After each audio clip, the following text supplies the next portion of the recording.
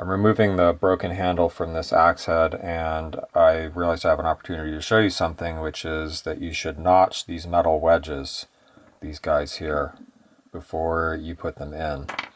And someone taught me this. I don't remember for sure, but I think it was Mors Kochanski.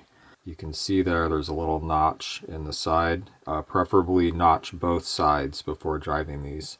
Ideally, they would be notched at the factory, actually, because it really, really helps getting them out sometimes. Now, sometimes it doesn't matter. It just depends on the situation. You know, if the wedge is really loose, then it's not going to matter. If you have access to a lot of power tools, you can just kind of like drill the wood out all around it and then just pull it out with a pair of pliers. If it's loose, you can just grab it with pliers and pull it out. But it often does matter, and it does help. So I highly recommend that you notch all metal wedges before putting them in. Yeah, as you can see here, I also damaged the wood there. That was me cutting through the wood to get into the notch. So that's a reason to leave these guys sticking out a little tiny bit here. And so I just, I chiseled through the wood until I hit the notch. And then once I engage the notch, I can kind of tip the cold chisel and drive at an angle. Well, that was easier than I expected.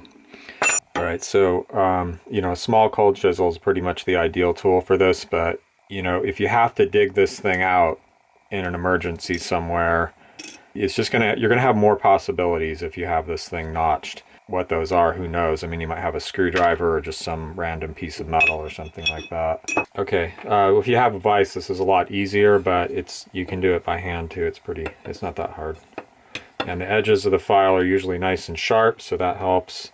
You don't want it too far down, and you don't want it too close to the top edge either. If it's really close to the top edge, it can just like bend and chip out when you're trying to remove the wedge. And if it's too far down, you won't be able to dig in there and get a hold of the notch with your screwdriver or chisel or whatever you're using. It's not a big production to put a couple of notches in your wedge.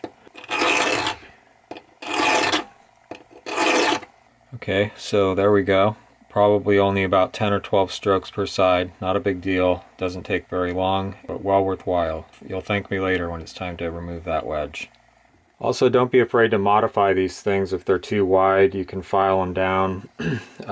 I've made a lot of them too. They're just real easy to make. If you just take a rod and heat it in the fire, you can beat them out real fast. And then cut them off with a cold chisel or a hacksaw. This one's just too wide. I want a much smaller wedge, but I don't have one, so I'm just gonna make this into what I want it to be.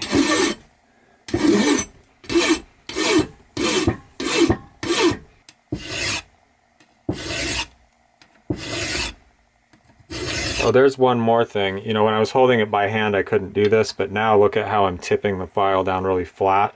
So that way this lip here is going to be more vertical like this instead of like that. So that's going to help me hook underneath it. Pretty hard to do that holding it in your hand though.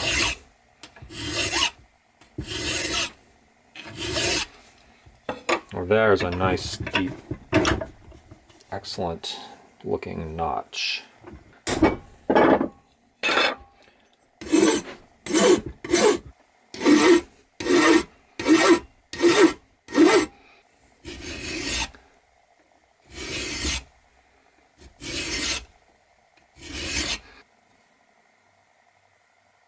So I made this handle from green wood, and I think that it just was, it had quite a bit of moisture, I guess, when I put it together because it shrunk a lot. Then I had to, I added this metal wedge and then I soaked it in linseed oil. But I just wanted to put this big metal wedge in here because that gives me the opportunity to spread the eye in this direction, this way. And the wooden wedge that you put in only spreads it, side to side. So that's why I put that in there. And yeah, I don't think this is going to come loose anytime soon.